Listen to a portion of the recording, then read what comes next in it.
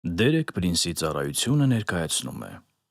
ուխտագնացություն հռոմեացիներին ուղերձով Մաս 3 Դերեկ Պրինս In this session we're going to continue with Romans chapter 2. Այս բաժնում մենք շարունակելու ենք հռոմեացիներին երկրորդ գլուխը։ Մենք անդրադարձանք Աստծո դատաստանի սկզբունքներին և տեսանք, թե ինչպես են դրանք կիրառվում։ Մենք նաև պետք է ընդունեինք, որ Աստծո դատաստանի վերաբերյալ կան որոշ բաներ, որոնք նա մեզ հայտնի չի դարձնում։ Նրա դատաստանները անքննելի են։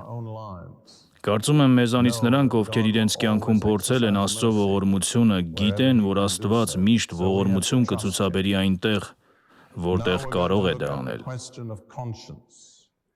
Այսպիսով մենք պետք է վստահենք նրան։ Հիմա մենք քննարկելու ենք խեղճի հարցը, որը բավական դժվար հարց է։ Ուզում եմ պարզ ասել, որ Պողոսի ասացներից մի մասը ամենևին էլ հեշտ չէ հասկանալ կամ մեկնաբանել, բայց ով ասաց, թե դա հեշտ է լինելու։ Շատ լավ։ Դառնալով երկրորդ գլխին կկարդանք 13-ից 15-րդ խոսքերը, ապա 26-ից 27-րդ խոսքերը, որոնք միասին մեզ ցույց են տալիս, թե ինչպես է Աստված վերաբերվում այն մարդկանց, որոնք նրա հայտնությունը չունեն խոսքի միջոցով, ոչ օրենքում, ոչ էլ Սուրբ գրքի հետագա մասերում։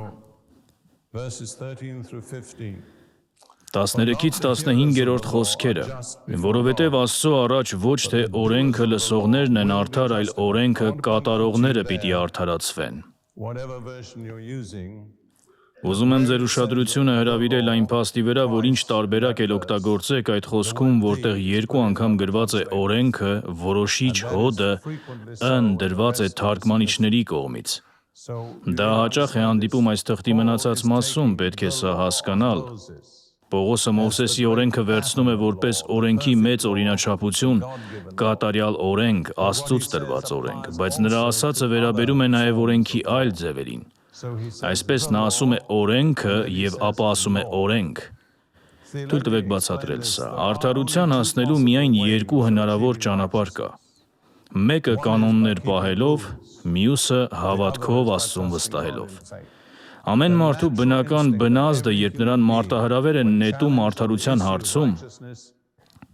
սկսում է մտածել կանոնների մասին։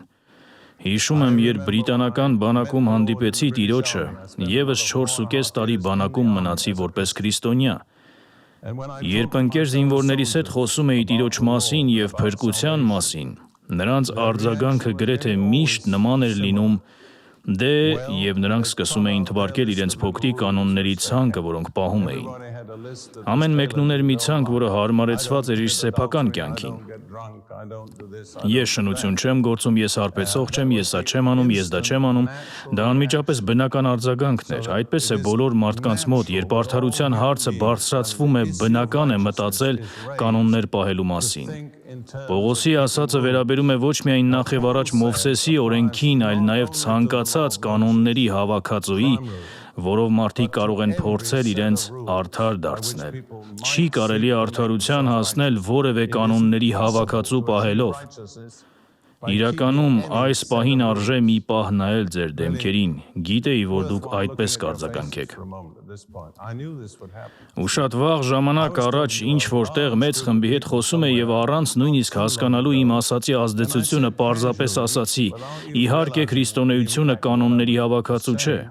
Կարծում եմ, եթե այդ մարդկանց ասեի, թե Աստված չկա, ավելի քիչ կցնցվեին։ Բայց սա է ճշմարտությունը, քրիստոնեությունը կանոնների հավաքածու չէ։ Մենք Աստծո առաջ արդարություն չենք ձեռք բերում կանոններ պահելով, բայց կանոններն իրենց տեղը ունեն կյանքում։ Դա հետո կբացատրեմ։ Այսպիսով Պողոսն ասում է, խոսքը ոչ թե այն մարդկանց մասին է, ովքեր օրենք են լսում, լինի դա Մովսեսի օրենքը կամ որևէ այլ օրենք։ Խոսքը այն մարդկանց մասին է, ովքեր այն կիրառում են, և նրանք են արդարացվելու։ Ուշադրություն դարձրեք, ոչ թե լսողներն են արդար, և հիշեք, որ արդար և արդարացի նույնն են, այլ նրանք, ովքեր կիրառում են, պիտի արդարացվեն։ Չի ասում նրանք արդար կդառնան, այլ ասում է Աստված նրանց արդարություն կհամարի։ Մեզանից ոչ մեկը չի կարող արդար լինել, եթե Աստված մեզ չարդարացնի։ Այսպիսով Պողոսն այժմ անցնում է խղճի հարցին, որը շատ կարևոր է 14-րդ խոսքում։ Ուրեմն երբ հեթանոսները, որ օրենք չունեն, օրենքի պահանջները բնականորեն կատարեն, սրանք թեև օրենք չունեն, իրենք են իրենց համար օրենք։ Նրանք Աստծո օրենքի որևէ անմիջական հայտնություն չունեն, բայց նրանց ներսում կա ինչ-որ բան, որը նրանց համար անում է այն, ինչ օրենքը կաներ։ Պողոսը շարունակում է, նրանք ցույց են տալիս, որ օրենքի պահանջն իրենց սրտերում է գրված։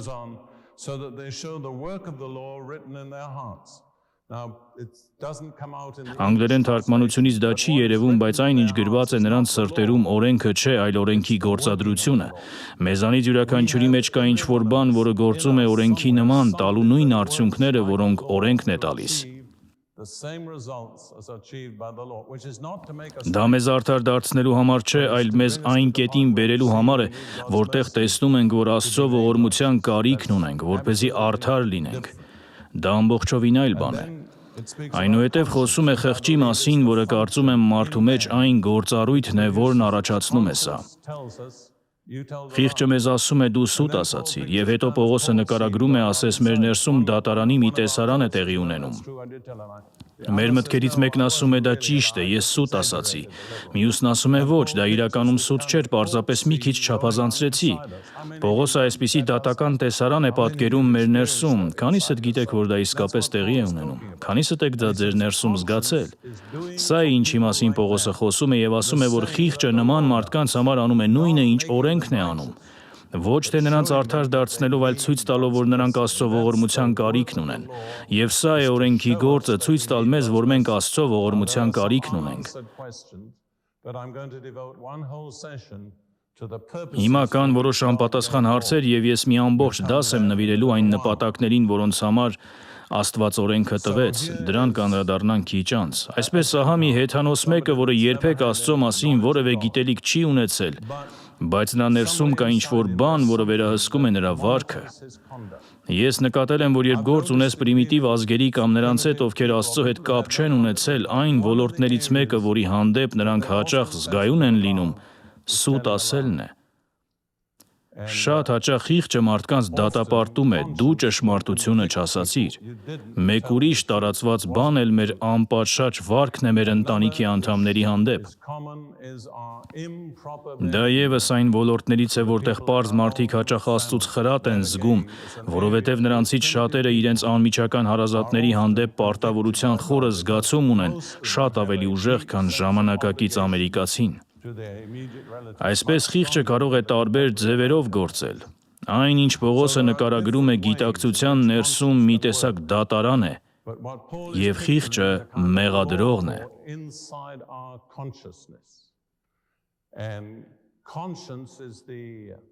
Իսկ մեր ներսում կան մտքեր, որոնք ասում են դա ճիշտ է, կամ գիտեմ դա այնքան էլ ճիշտ չէր, բայց իրականում սուտ էլ չէր։ Այդ կարգի բաներ։ Ասեք ինձ, ո՞րն է տարբերությունը այն բանի միջև, ինչը իրականում սուտ չէ, եւ այն բանի միջև, ինչը իսկապես սուտ է։ Բայց մենք բոլորը շտապում ենք մեզ արդարացնել նույնիսկ մեր իսկ առաջ։ Չեք նկատել դա։ Այսպիսով Պողոսը մեզ տալիս է այս շատ կենդանի պատկերը ներսում ընթացող դատական տեսարանի մասին եւ ասում է, որ մարդիկ, ովքեր օրենք չունեն կամ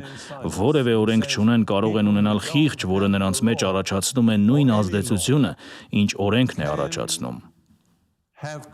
Եվ դա ոչ թե նրանց արդար դարձնելու համար է, ես չեմ կարող դա բավական ընդգծել, այլ այն բանի համար է, որ ցույց տա, թե նրանք Աստծո ողորմության կարիքն ունեն։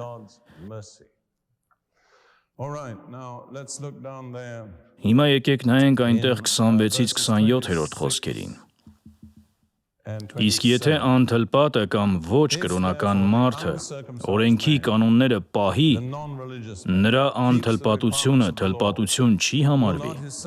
Այստեղ պահել թարգմանված բառը շատ կարևոր բառ է, որին այս ուսումնասիրությունների ընթացքում մեկից ավելի անգամ կվերադառնանք։ Այն նշանակում է այն, ինչը ճիշտ արձագանքն է քեզ ներկայացված ցանկացած պահանջի հանդեպ։ Այն անմիջապես կապված է արդար բառի հետ։ connected with the word for righteous. Թույլ տվեք դա ասել հունարենով, որպեսզի լսեք նմանությունը։ Արդարը դիքիուսն է։ Այս բառը դիքիոմա է։ Սա օրինական պահանջներին ճիշտ արձագանքն է։ To legitimate requirements. Թույլ տվեք այդպես թարգմանել։ Ուրեմն, եթե չթլպատված մարդը տալիս է օրինական պահանջներին ճիշտ արձագանքը,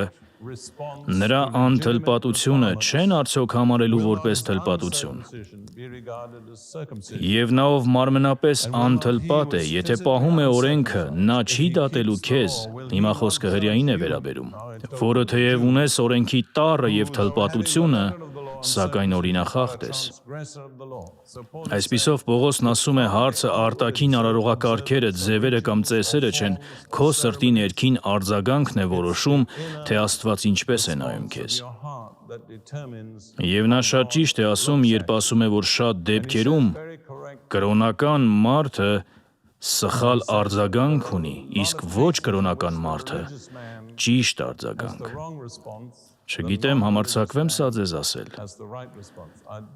Գուցե վիրավորի, բայց մեր ծառայության վաղ տարիներին իմ փեսան, որը մեր տնօրենն է, փորձում էր գտնել մեկին, ով կկատարեր որոշ գործեր։ Կարծեմ փաթեթավորում կամ նման մի բան։ Նա ասաց, ես մի ընկերություն եմ գտել, նախապես ներեք ինձ, բայց նա մի քիչ խեղճացած ասաց, նրանք քրիստոնյաներ չեն։ Ես ասացի, փառք Տիրոջը։ Քանիսդ գիտեք, որ Jesus loves you գրախանութն իր պարտականությունները չի կատարում։ Տեսնում եք ինչ եմ ասում։ Միշտ չէ, որ շատ կրոնական խոսքեր ունեցող մարդիկ կարող են գործը հասցնել վերջնական արդյունքի։ Աստված հետաքրքրված է այն մարդկանցով, ովքեր արդյունք են տալիս, ոչ թե նրանցով, ովքեր խոսում են։ Հիմա եկեք շարունակենք 17-ից 25-րդ խոսքերում Պողոսը այժմ ուղիղ իր հրյա եղբոր վրա է կենտրոնանում և բերում է մի շատ կոնկրետ օրինակ այն եղանակներից, որոնցով նրանք խախտում են օրենքը, թեև պարծենում են օրենքով։ Նա ասում է. «Ահա դու, որ հրյա ես կոչվում և օրենքի վրա ես հենվում ու պարծենում ես Աստծով։ Եվ պետք է ասեմ առանց որևէ մեկին վիրավորելու, եթե ապրում ես Իսրայելում, կնկատես, որ սա ամենևին չի փոխվել։ 19 դարերը ոչինչ չեն փոխել այս իրավիճակում, ճիշտ այնպես է, ինչպես Պողոսն է նկարագրում։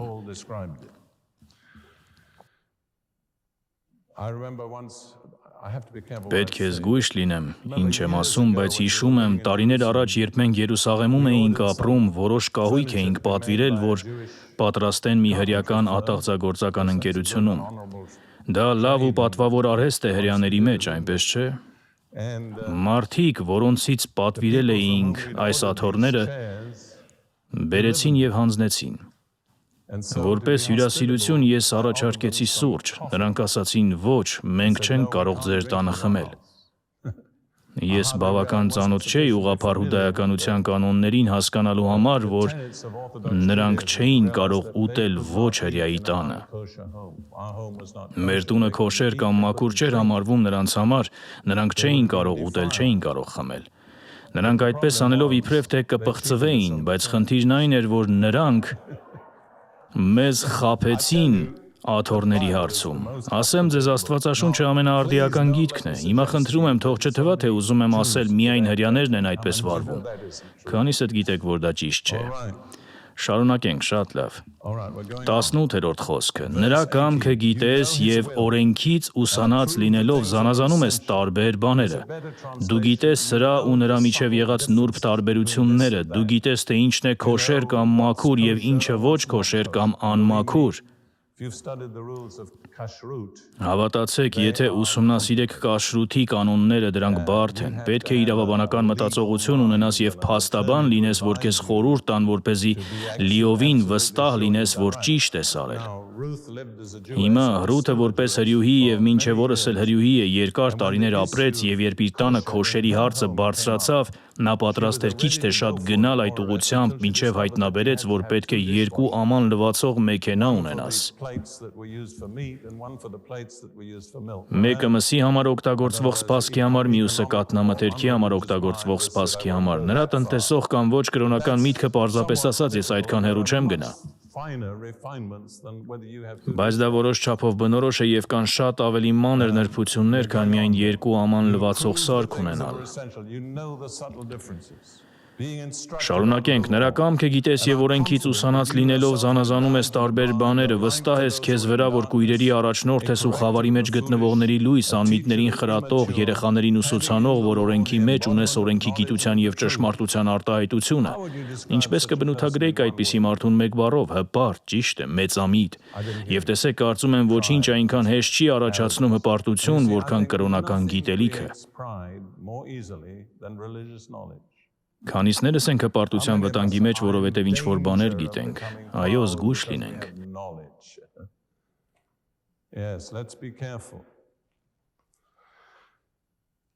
Արդու, որ ուրիշին ուսուցանում ես, ինքդ քեզ չես ուսուցանում։ Հիմա, եղբայրներ եւ քույրեր, ուզում եմ պարզապես սա հարցնել ձեզ։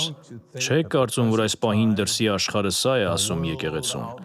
Չեք կարծում, որ դա ճիշտ նույն կերպ վերաբերում է մեզ, քրիստոնյա կոչվողներիս։ Տեսեք, հիմա իրավիճակը փոխվել է։ Աշխարհը դեռ հրյաներին այլ չափանիշներով է դատում։ Բայց այնուամենայնիվ այս աշխարհի այս հատվածում աշխարհի ուշադրության կենտրոնը մենք ենք, մեզ քրիստոնյա կոչողներս, որովհետև անում ենք այն բաները, որոնք ուրիշներին ասում ենք, որ չանեն։ Միթե դա ճիշտ չէ։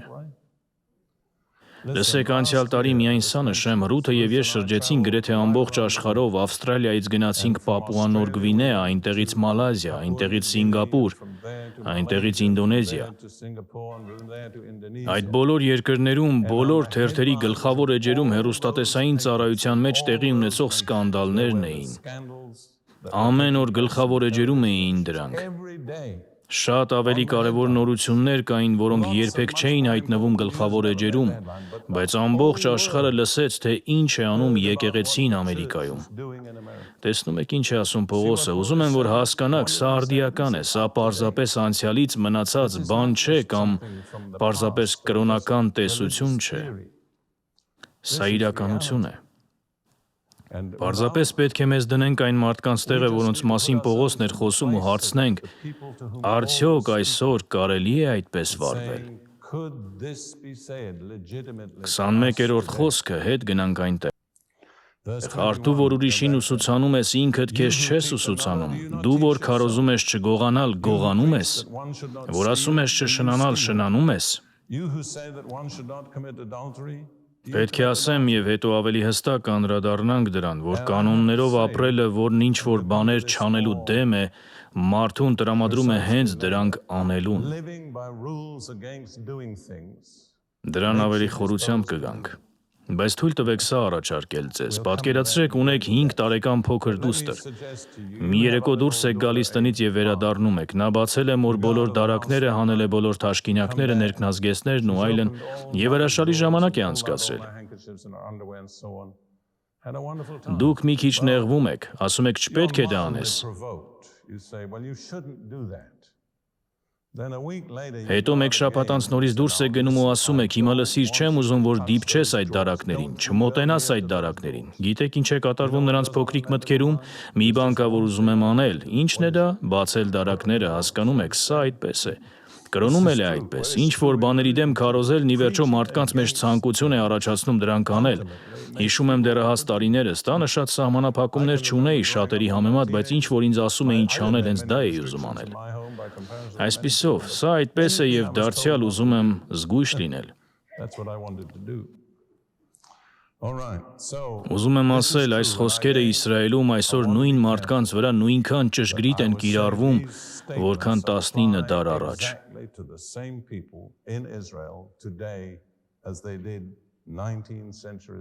Աստվածաշունչը այնքան ճշգրիտ է, այնքան արդիական։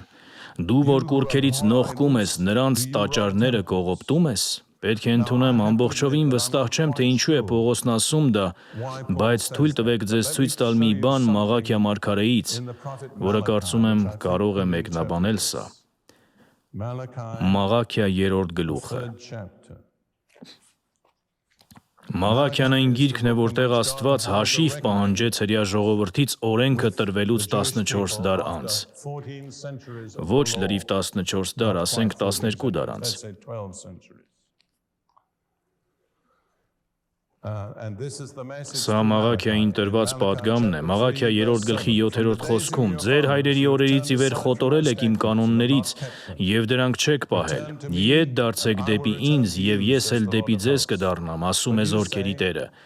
Բայց դուք ասում եք, ինչպես ետ դառնանք։ Մի՞թե մարդ Աստծուն կկողոպտի։ Սակայն դուք ինձ կողոպտում եք։ Դուք ասում եք, քեզնից ինչ ենք կողոպտում, տասանորդի և բարձրացման ընծայի մեջ։ Այսպիսով այստեղ Աստված հատուկ մեղադրանք է ներկայացնում Իսրայելին սրբազան բաները կողոպտելու համար։ Կարծում եմ հավանաբար հենց սա էր Պողոսի մտքում, բայց հաստատ ասել չեմ կարող։ Նա ասաց, դու ուրիշներին սովորեցնում ես, որ չպետք է գողանալ, բայց դու Աստծուց ես գողանում։ Կարող է սա այսօր ասվել քրիստոնյաների մասին։ Մեզանից ոմանք Աստծուց են գողանում։ Մեզանից ոմանք հափշտակում են այն բաները, որոնք իրավացիորեն Աստծուն են պատկանում։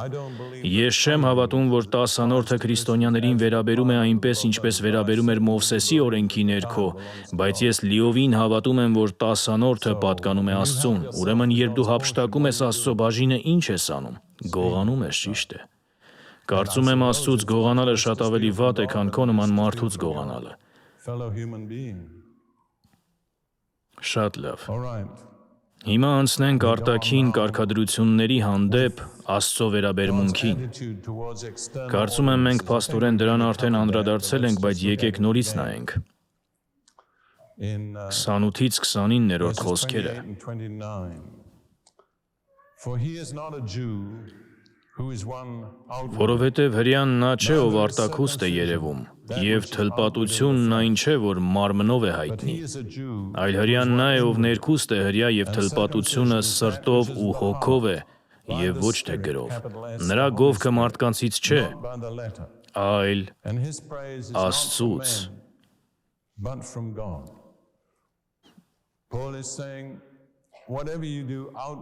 Պողոսն ասում է, ինչ էլ որ անես արտաքուստ, դա չէ, որ իսկապես կարևոր է։ Իսկապես կարևորն այն է, թե ինչպիսին է քո սրտի հարաբերությունն Աստծո հետ։ Դուք գիտեք, որ հրեա բառը վերցված է Եհուդա կամ Հուդա անունից, իսկ Եհուդա իմաստը գովքն է։ Ուրեմն Պողոսն ասում է, դու միայն այն ժամանակ ես իսկական հրեա, իսկական Եհուդի, ինչպես դա ասվում է եբրայերենում, երբ քո գովքը գալիս է Աստծուց և հիմնված է այն բանի վրա, թե դու ինչպիսին ես ներքուստ, ոչ թե քո բոլոր արտաքին ու դրսևանց վարքի վրա։ Կարծում եմ կարևոր է նշել, ինչպես եմ ես հասկանում, և դուք ազատ եք չհամաձայնել ինձ հետ, բայց ես հավատում եմ, որ Պողոսն այս հատվածներում չի ասում, թե Աստծուն հավատացող ամեն մարդ հրեա է։ Ես այդ մեկնաբանությունը լսել եմ, ես դրան չեմ հավատում։ Մենք Քրիստոսի մարմնի անդամներն ենք, որտեղ թե հրեան, թե ոչ հրեան գալիս են միասին և կազմում մեկ մարմին։ Բայց քրիստոնյա լինելը մեզ հրեա չի դարձնում։ Կարող եք դա ընդունել։ Դա շատ կարևոր է, որովհետև այսօր մի ուսմունք կա, որ մենք բոլորս հրեաներ ենք և այն ամենը, ինչ ասվել է հրեաների մասին և հրեաներին վերաբերում է մեզ։ Տեսեք, ինչ է անում Պողոսը, նա չի մեծացնում այն մարդկանց թիվը, որոնք իրավունք ունեն հրեա կոչվելու։ Նա սահմանափակում է այն նրանցով, որոնք կատարում են ներքին պայմանները։ Սա այնքան կարևոր է, որովհետև մեր վերաբերմունքը հրեա ժողովրդի հանդեպ Աստծո աչքում շատ կարևոր է։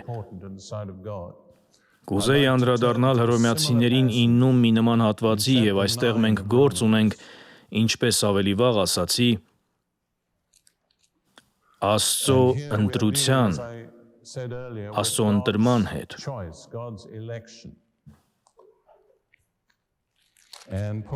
Պողոսը խոսում է հրեա ժողովրդից շատերի անհավատարմության մասին։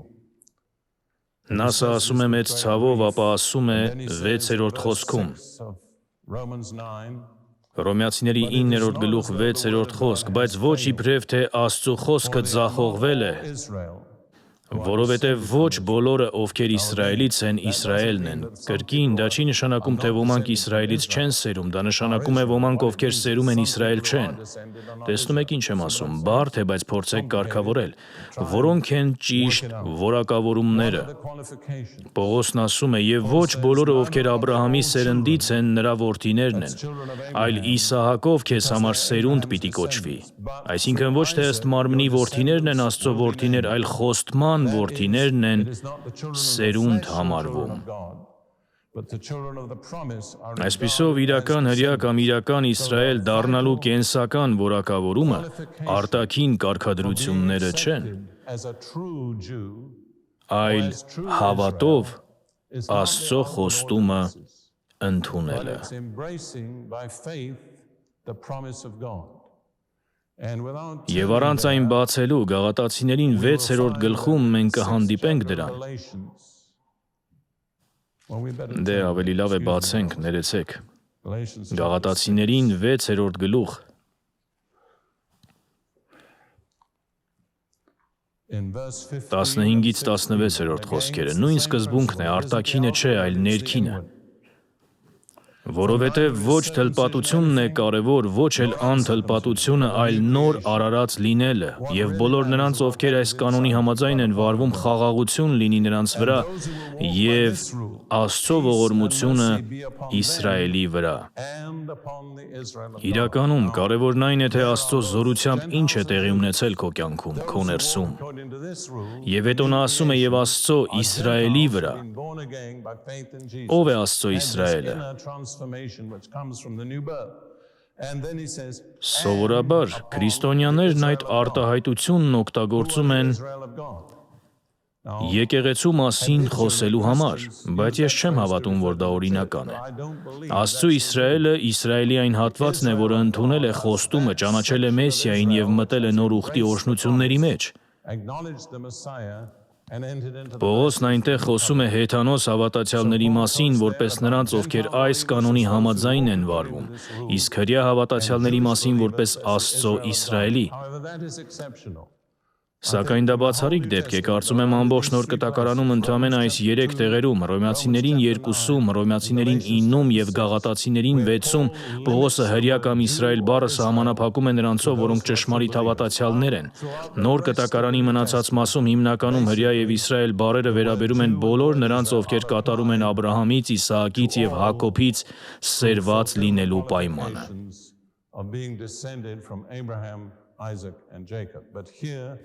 Բայց այստեղ Պողոսը ցույց է տալիս, որ արտաքինը կարևոր չէ, ներքինն է կարևոր։ Թույլ տվեք ասել քրիստոնեական բառերով, հարցն այն չէ, որ դու մկրտվել ես, հարցն այն է, թե քո ներսում ինչ է տեղի ունեցել։ Աստված այնտեղ է նայում։ Դա է կարևոր հարցը։ Պետք է ձեզ ասեմ, կրոնական մարդկանց հետ գործ ունենալիս այս ճշմարտությունը միշտ էլ անընդունելի է։ Այն անընդունելի է ձևական քրիստոնյաների համար, այն անընդունելի է հրյաների համար, բայց դա է ճշմարտությունը։ Մենք պետք է դրան ուշադրություն դարձնենք։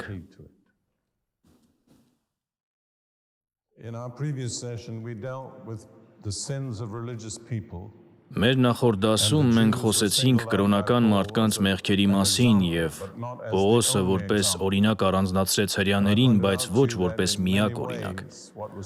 Ես ձեր ուշադրությունը հրավիրեցի այն բանի վրա, որ շատ առումներով այն, ինչ ճշմարիտ էր առաջին դարի հրյաների մասին, նույնքան ճշմարիտ է 20-րդ դարի քրիստոնյաների մասին։ Մենք պարտավոր չենք այդ խոսքերը կարդալ որպես մի բան, որը վերաբերում է պարզապես ուրիշներին ու չի վերաբերում մեզ։ Մենք պետք է տեսնենք, թե ինչպես են դրանք վերաբերում մեզ։ Այդ դասում մենք դիտեցինք Աստծո դատաստանի 5 սկզբունքները, որոնք կարճ կվերհիշենք։ Առաջինը Աստծո դատաստանը ըստ ճշմարտության է, իր խոսքի ճշմարտության համաձայն։ Երկրորդը այն հիմնված է մեր գործերի վրա, այն բանի վրա, թե ինչ ենք անում։ Երրորդը աչառություն չկա, որևէ մեկի հանդեպ կողմնապահություն չկա։ Չորրորդը մենք դատվում ենք ըստ այն լույսի չափի, որը մեզ հասանելի է, որքան մեծ է լույսը, այնքան խիստ է դատաստանը։ Եվ հինգերորդը դատաստանը ոչ միայն արտաքին գործողությունների մասին է, այլ սրտի ներքին շարժառիթների և մտադրությունների մասին։ Ապա Պողոսը ընդհանուր չափանիշ է տալիս, որը ծածկում է բոլոր դարերն ու բոլոր ազգերը, ամփոփում է նրանց, ում Աստված ընդունում է և նրանց, ում Աստված մերժում է։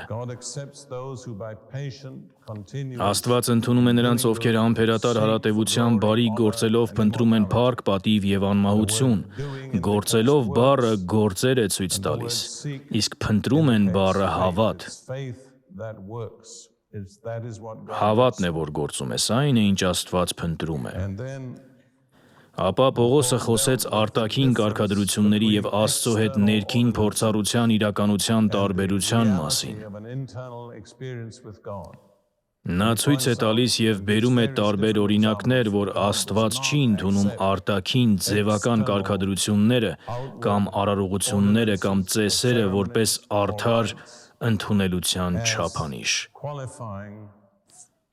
Հիմա մենք անցնելու ենք 3-րդ գլխին, բայց շարունակելու ենք նույն բանը, նույն թեման, այն է ճիշտն իմանալը, Աստծո օրենքներն իմանալը ինքնին մեզ արդար չի դարձնում։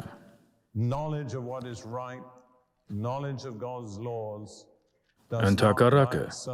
դա մեծացնում է մեր պատասխանատվությունը։ Կրկին 3-րդ գլխի առաջին խոսքերում Պողոսը սա կիրառում է իր հրեա ժողովրդի վրա։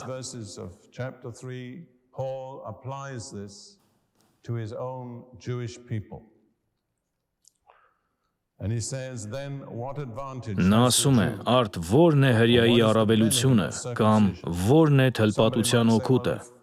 Շատ և ամեն առումով նախ հենց այն, որ Աստծո պատգամները նրանց վստահվեցին»։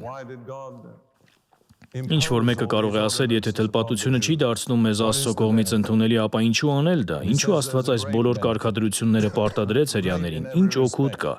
Նա ասում է, մեծ օգուտ կա, շատ և ամեն առումով։ Նախ հենց այն, որ Աստծո պատգամները նրանց վստահվեցին։ Դա վերաբերում է հրեա ժողովրդին։ Բայց ես պետք է այսօր ձեզ մատնանշեմ, որ այժմ քրիստոնյաներն են նրանք, ում վստահված են Աստծո պատգամները։ Մենք ենք նրանք, ում հասանելի է Աստծո խոսքի ամբողջությունը։ Ուրեմն ինչ, եթե ոմանք հավատարիմ չմնացին, միթե նրանց անհավատարմությունն Աստծո հավատարմությունը կխափանի։ Ես հենց սկզբում ձեր ուշադրությունը հրավիրել էի, որ հավատ բառը միայն մտավոր մակարդակում հավատալը չէ, այն ընդգրկում է մեր անձնական նվիրվածությունն Աստծուն։ Ուստի այստեղ անհավատություն ասելու փոխարեն ավելի ճիշտ է ասել անհավատարմություն։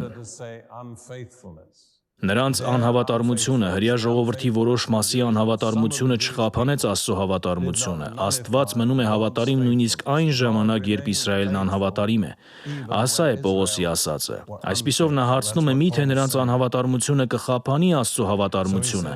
Այնուհետև այս թարգմանության մեջ հաջորդ խոսքերն են «քավ լիցի»։ Հին Քինգ Ջեյմսում ասվում էր «Աստված չանի»։ Կրկին Պողոսը հրեայի պես է մտածում, սա տիպիկ եբրայական դարձվածք է։ Հալիլախ, ես մտածում էի ինչպես այս միտքը լավագույնս փոխանցել և հասկացա, իրականում նշանակում է կորչի այդ միտքը։ Ինչպես կարող եք այդպիսի բան մտածել։ Այսուհետև, երբ կարդանք այդ հալիլախը, ես կասեմ կորչի այդ միտքը։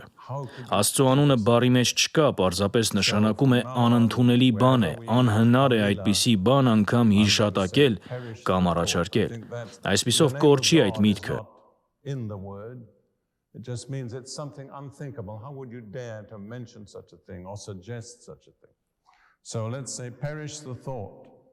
Արդող Աստված ճշմարիտ լինի, իսկ ամեն մարդ սուտ։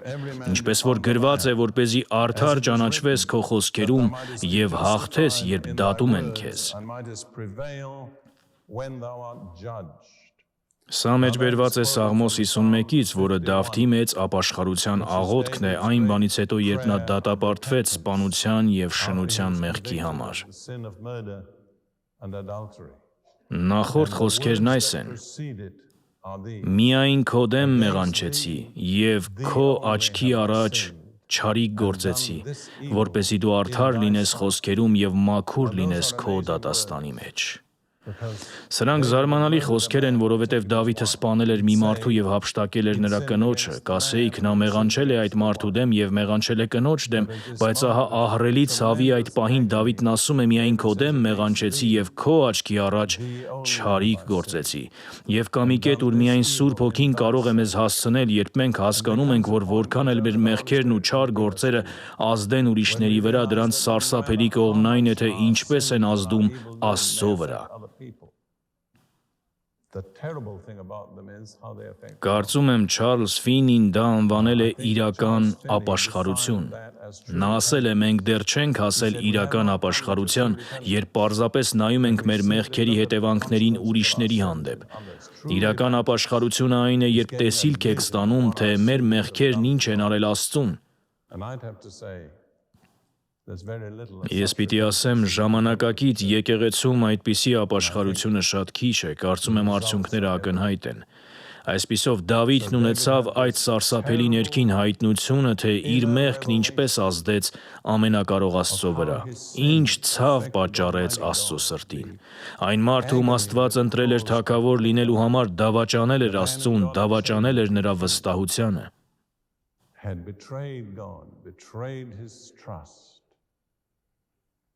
Ապա նա ասում է, այս լույսի ներքո Աստված, ինչ էլ որ դու ասես, ճշմարիտ է։ Երբ դու դատաստան ես մտնում մեզ հետ, քո ճշմարտությունն է հաղթում։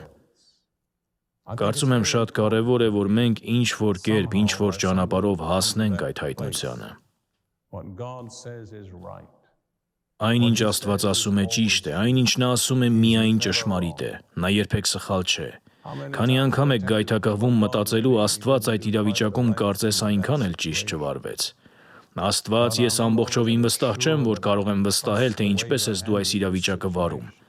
Սուրբ Հոգու խոր աշխատանք է պետք, որպեսզի մեզ հասցնի այդ հավատքին։ Հիշում եմ մի օր կարդում էի Հայտնություն 4:11-ը ինչ-որ թարգմանությամբ։ Հին King James-ում գրված է. «Քո հաճությամբ ամեն բան կա և ստեղծված է»։ Բայց այդ թարգմանությունն ըստ էության ասում էր, և ես չեմ կարող բառացի փոխանցել, բայց իմաստը սա էր. դրանք այդպես ստեղծվեցին, որովհետև դու ուզում էիր, որ այդպես լինեին։ Եվ ես հայտնություն ստացա, չգիտեմ արդյոք կարող եմ դա ձեզ հետ ամբողջությամբ կիսել, բայց լավագույն պատճառը ցանկացած բանի համար այն է, որ Աստված ուզում է, որ այդպես լինի։ Ավելի բարձր պատճառ երբեք չի կարող լինել, քան այն փաստը, որ դա Աստծո կամքն է։ Այս խոսքերը շատ պարզ են հնչում, բայց մենք պետք է հասնենք այն տեղը, որ խոնարհվենք Աստծո առաջ, նրա դատաստանների, նրա ճանապարհների, նրա կամքի առաջ եւ ասենք Աստված այն ամենը, ինչ դու ասում եւ անում ես, լիովին կատարյալ է։ Վերադառնում եմ Մովսեսի խոսքերին ուղղված Իսրայելին, Աստծո գործը կատարյալ է, քանզի արդար են նրա բոլոր ճանապարհները, Աստված հավատարիմ է եւ անիրավություն չունի, արդար եւ ուղիղ է նա։ Աստված երբեք որևէ անարդար բան չի արել։ Հուսով եմ հռոմեացիներին ուսումնասիրելու արդյունքում դուք նոր պատկեր կստանաք Աստծո կատարյալ արդարության մասին։ Դրա համար մենք պետք է խոնարհվենք, մենք գուցե բառացիորեն այն մեղքերը չենք գործել, որոնք Դավիթը գործեց, բայց մեզանից յուրաքանչյուրում կան այնպիսի բաներ, որոնք սոսկալի են եղել Աստծո աչքում։ Կարծում եմ Ֆինին ճիշտ է, կա մի տեղ, ուր մենք պետք է հասնենք, երբ Սուրբ Հոգու հայտնությամբ տեսնենք մեր մեղքերը ինչ են արել Աստծո հետ։ Երբեմն Աստված ստիպված է լինում մեզ տանել դժվար ճանապարհով, բայց հենց այդ տեղն է, որի մասին Պողոսն այստեղ խոսում է այս հատվածում։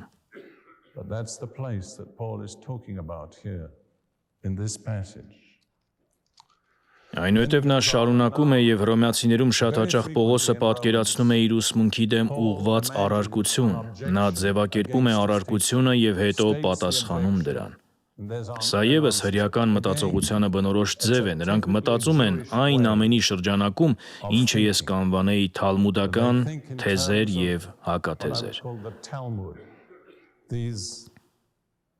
Ահա թե ինչու կարծում եմ այդքան շատ հաջողակ իրավաբաններ հրեաներ են։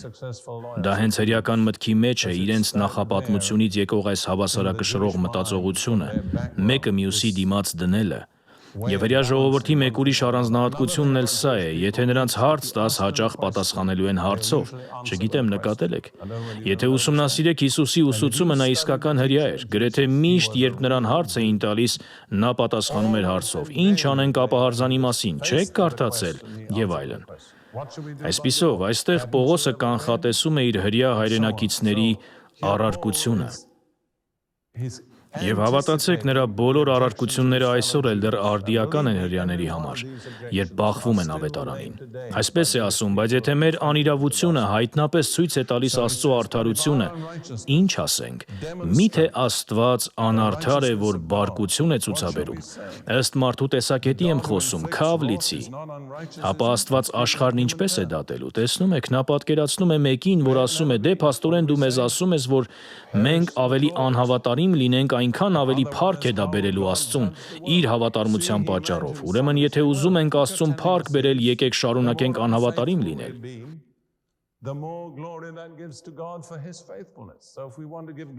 Հասկանում եք։ Սա է առարկությունը։ Եվ սա է նրա պատասխանը. կորչի այդ միտքը։ Հետո նա նույն թեմային անդրադառնում է 7-րդ խոսքում. «Եթե իմ ստով Աստծո ճշմարտությունն ավելանում է իր փառքի համար, էլ ինչու եմ ես մեղավորի պես դատվում»։ Այսինքն, եթե իմ մեղքը փառավորել է Աստծուն, նրա հավատարմությունը ավելի ընդգծելով, ապա ինչու պիտի ես դատապարտվեմ։ Հասկանում եք։ Հավատացեք, այդպիսի առարկություններ այսօր էլ դեռ կլինեն։ Եվ ինչու չչարախոսենք այնպես, ինչպես ոմանք ասում են մեր մասին, իբր թե ասել ենք չարիք գործենք, որ բարին գա։ Այդպիսիների դատաստանն արդար է։ Սա ավետարանի ճշմարտության աղավաղում է։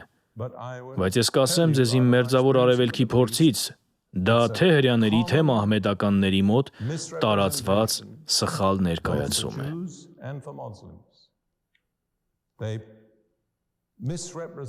Նրանք քրիստոնեական հավատը սխալ են ներկայացնում, որպես այնպիսի ուղի, որով կարող ես անել ինչ ուզում ես եւ անպատիժ մնալ։ Սա մերձավոր արևելքի տիպիկ արձագանք է։ Պողոսը դրան անդրադառնում է, նա շատ ժամանակ չի վատնում այս հարցի վրա։ Ասում է, այդպիսիների դատաստանն արդար է։ Ես ժամանակ չեմ վատնի այն մարդկանց վրա, որոնք այդպես են մտածում։ Նրանք արժանի են դատապարտության, որովհետև լսել են ճշմարտությունը եւ գիտակցաբար մերժել են այն։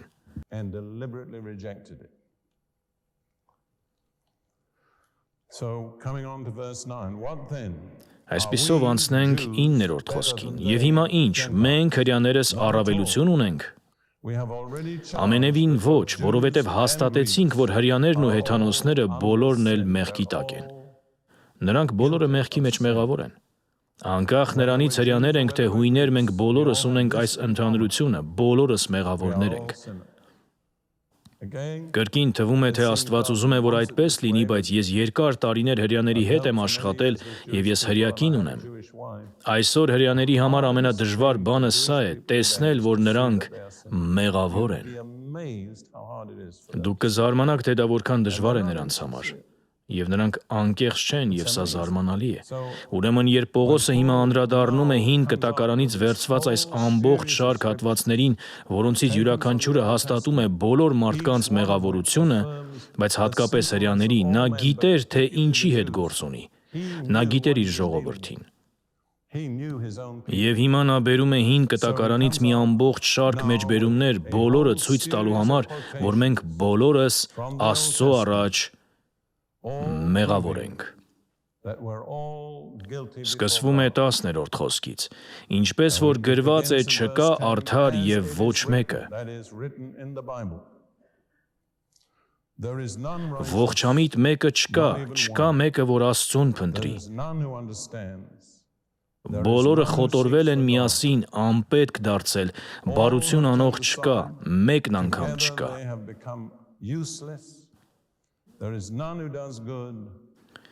Կարծում եմ, լավ կլինի հին կտակարանում անդրադառնալ այն երկու հատվածներից մեկին, որտեղ այս խոսքերը գրված են։ Դրանք գրված են Սաղմոս 14-ում և Սաղմոս 53-ում։ Այսինքն Աստված Սուրբ Հոգու միջոցով այդ հայտարարությունը 2 անգամ է գրանցել, որպեսզի եթե որևէ մեկն առաջին անգամից չնկատի անպայման հանդիպի դրան։ Սաղմոս 14, կտեսնեք այստեղ մի քիչ ավելին կա և դա շատ կարևոր է։ Սկսենք առաջին խոսքից։ Անձգամն իր սրտում ասաց Աստված չկա, նրանք ապականվեցին և գարշելի եղան իրենց գործերով, ոչ մեկը չկա, որ բարի գործ անի։ Տեսեք, սխալ հավատալը բերում է սխալ ապրելուն։ Դուք չեք կարող սխալ հավատալ և ճիշտ ապրել, և հակառակը, չեք կարող ճիշտ հավատալ և սխալ ապրել։ Մեր ապրած կյանքը մեր հավատացածի արդյունքն է։ Երբ նրանք ասացին Աստված չկա, իրենց բացեցին ամեն տեսակ չարիքի առաջ։ Հիմա ուզում եմ, որ նկատեք երկրորդ խոսքը։ Տերը երկնքից նայում է մարդկանց որդիներին, որ տեսնի, թե կլինի արդյոք մի իմաստուն, որ Աստծուն փնտրի։ Ուզում եմ ձեզ ընդգծել, որ իր բնական ընկած վիճակում ոչ ոք Աստծուն չի փնտրում։ Դա մարդկային սրտի մեջ բնականաբար չկա։ Սա ինձ համար շատ իրական դարձավ, որովհետև ես երբեք խնդիր չունեի հավատալու, որ մեղավոր եմ։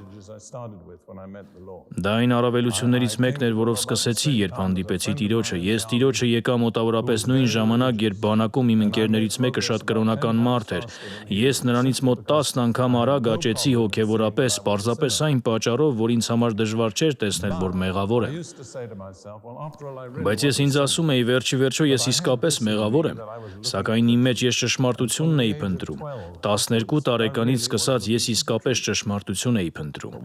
Մի օր կարդացի այս սաղմոսը և Աստված ինձ ասաց. դու ճշմարտությունը փնտրում էիր միայն այն պատճառով, որ ես էի դա դրել քո սրտում։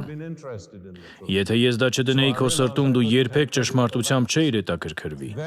Այդ ժամանակ հասկացա, որ դրա համար ես չեմ կարող ինձ որևէ արժանիք վերագրել։ Սա շատ կարևոր է, բնականաբար ոչ ոք չի փնտրում Աստծուն։ Շատերդ հավանաբար մանկուց ձեր միջավայրի դաստիարակության կամ Աստծո խորհրդավոր գործերի շնորհիվ ձեր կյանքում Աստծո հանդեպ կարոտ եք ունեցել։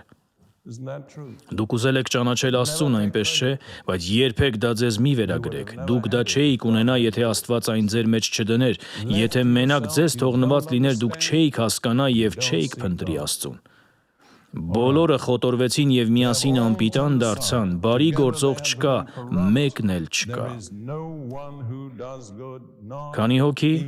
նույնիսկ մեկը չկա։ Որքան ընդգծված է այս միտքը, այնպես չէ։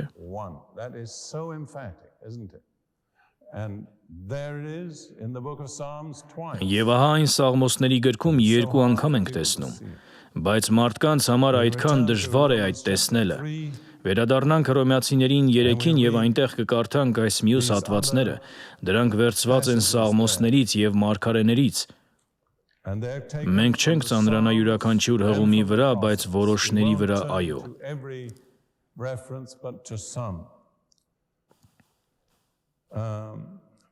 13-րդ խոսքից. նրանց կոկորդը բաց գերեզմանը և իրենց լեզուներով նենգություն են անում, նրանց շրթունքների տակ իժերի թույն կա։ Նրանց բերանն անեծքով ու դառնությամբ էլի, նրանց ոտքերն արյուն թափելու համար են արագընթաց, նրանց ճանապարհներին կործանում և թշվառություն է, և խաղաղության ճանապարհը չճանաչեցին։ Աստծո երկյուղը նրանց աչքերի առաջ չէ։ Երբ մի պահ մտածում եք այդ ցուցակի մասին, ուզում եմ ձեզ մի հարց տալ. մարդու բնավորության ո՞ր ոլորտն է ամենաշատը շեշտվում և առաջինը քննարկվում։ Չլսեցի։ Բերանը ճիշտ է։ Որքան ճիշտ է դա։ Կարծում եմ առաջին 4 արտահայտությունները վերաբերում են նրան, թե ինչ ենք անում մեր բերանով։ Դուք տեսնում եք, Հակոբոսն ասաց, բայց մարդկանց լեզուն ոչ ոք չի կարող հնազանդեցնել, նա անզուսպ ու չար է մահաբեր թույնով լցված։ Հիշում եմ Երկրորդ համաշխարհային պատերազմի առաջին տարում ես մասնակցում էի հասարակության ապագայի մասին մի խորհրդաժողովի, որը ծիծաղելի բան էր։ Դա կրոնական խորհրդաժողով չէր, բայց ինչ-որ մեկն ասաց այս միտքը, որ մարդկանց լեզուն ոչ ոք չի կարող հնազանդեցնել։ Ես ինքս ինձ ասացի, սա ճիշտ է, դա իրականում իմ առաջին հանդիպումն էր Աստվածաշնչի հետ, որպես ճշմարիտ, գործնական և իրականությանը առնչվող նյութի։ Մարդիկ չեն կարող հնազանդեցնել իրենց լեզուն։ Ուրեմն Պողոսն այնտեղ մեջբերում է անում Սաղմոսներից և մարգարեներից։ Նա շարունակում է 19-րդ խոսքում. բայց գիտենք, որ ամեն բան, ինչ օրենքն ասում է նրանց, ովքեր օրենքի տակ են, որպեսզի ամեն բերան փակվի եւ ամբողջ աշխարհն Աստծո առաջ դատապարտելի լինի։ Սա շատ կարևոր է։ Սա առաջին հերթին ուղղված է հրեաներին։ Ասում է, անիմաստ է ձեր մատը հեթանոսների վրա թափ տալ ու ասել, սա են արել, այսպիսի մարդիկ են, որովհետև սա ձեր գիրքն է։ Այն տրվել է նախ ձեզ ու առաջին հերթին ձեզ է վերաբերում, մյուսներին երկրորդ հերթին։ Ձեր իսկ գիրքն ասում է, բարի գործող չկա, մեկն էլ չկա։ Բոլորը ապականված են, բոլորը խոտորվել են։ Եվ նա գալիս է այս մեծ ամփոփմանը, նա մեծ գործ արեց այստեղ հասնելու համար, եւ կարծում եմ դուք եք զգում, որ ձեզ համար էլ մեծ աշխատանք էր մինչև այստեղ գալը։ Բայց սա ծանր աշխատանք է։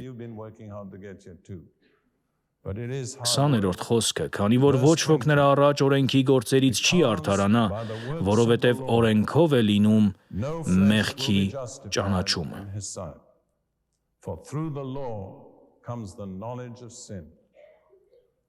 Կրկին նկատեք օրենքը։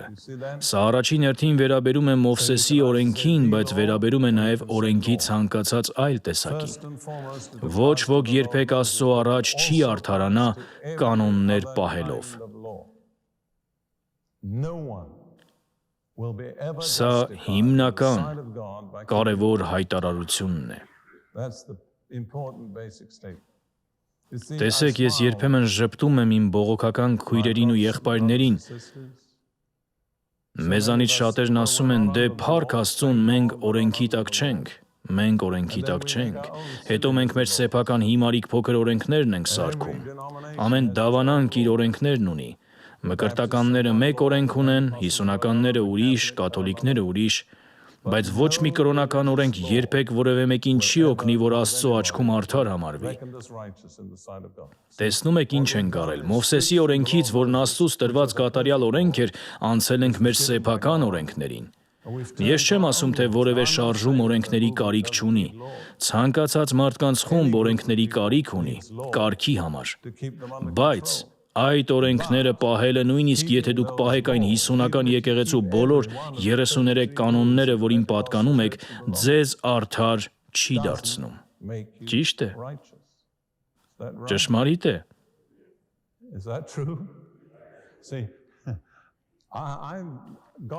Կարծում եմ կուզենայի, որ դուք բոլորդ պարզապես ասեք սա, ես մի անգամ կասեմ, դուք էլ իմ հետևից։ Մի ասեք այն, եթե չեք հավատում։ Կանոններ պահելը երբեք ինձ Աստծո առաջ արդար չի դարձնի։ Շատ տարիներ առաջ Աստված բացեց իմ աչքերը, որպեսզի ես հասկանամ այս ճշմարտությունը, որ մեր օրերում մի կարևոր ճշմարտություն նոր կտակարանից, որի հանդեպ մեծ սխալ է թույլ տրվել, դա օրենքների միջոցով արդարության հասնելն է։ Եվ ինչպես որ ես եմ տեսնում, մարդիկ, թողնելով Մովսեսի օրենքը, իրենց համար օրենքներ էին ստեղծում և փորձում էին հենց իրենց ստեղծած օրենքների միջոցով հասնել Աստծո արդարությանը։ Եվ ձեզանից շատերը գուցե մինչև այսօր կարծում են, որ դուք արդարանում եք, երբ դուք ձեր խմբի, ձեր եկեղեցու օրենքներն եք պահում։ Բայց օրենքները պահելը ձեզ երբեք Աստծո առաջ արդար չի դարձնում։ Կարծում եմ կուզենայի, որ դուք բոլորդ պարզապես ասեք սա, ես մի անգամ կասեմ, դուք էլ իմ հետևից։ Մի ասեք այն, եթե չեք հավատում։ Կանոններ պահելը երբեք ինձ Աստծո առաջ արդար չի դարձնի։ Լավ։ Կանոններ պահելը երբեք ինձ Աստծո առաջ արդար չի դարձնի։ Բարի։ Կարծում եմ ձեզանից ոմանք չեն էլ գիտակցում, որքան հեռու եք եկել։ Եթե մենք սա չանցնենք, երբեք չենք ավարտի այս ճանապարհը։ Սա դեռ երկրորդ փուլն է, իսկ առջևում շատ փուլեր կան։ Եթե սա պարզ չտեսնենք, չընդունենք և չհասկանանք, որքան ճշմարիտ ու որքան կիրառելի է, առաջ չենք գնա։ Մենք շարունակ հետ ենք սահելու նույն խնդիրների մեջ։ Անձամբ ես հավատում եմ, որ օրինապահությունը քրիստոնեական եկեղեցու ամենամեծ եւ միակ ամենախոշոր խնդիրն է։ Ես նաեւ հավատում եմ, որ օրինապահությունն է եկեղեցու ներսում մեծամասամբ մեղքի պատճառը, որովհետեւ շատ անկեղծ ու ազնիվ մարդիկ ընդունել են այս մի արաների հավաքածուն, մի շնացիր, մի նայիր ուրիշ կնոջ, սա մի արա, նա մի արա եւ իրենց ուշադրությունը կենտրոնացրել են դրանց վրա ու դարձել դրանց ստրուկը, տեսնում եք։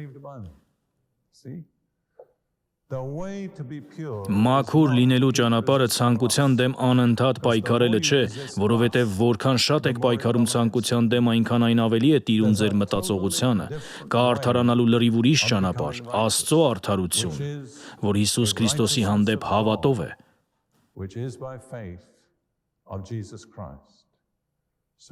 Ուրեմն հաջորդ հանդիպմանը կշարունակենք խոսել դրա մասին։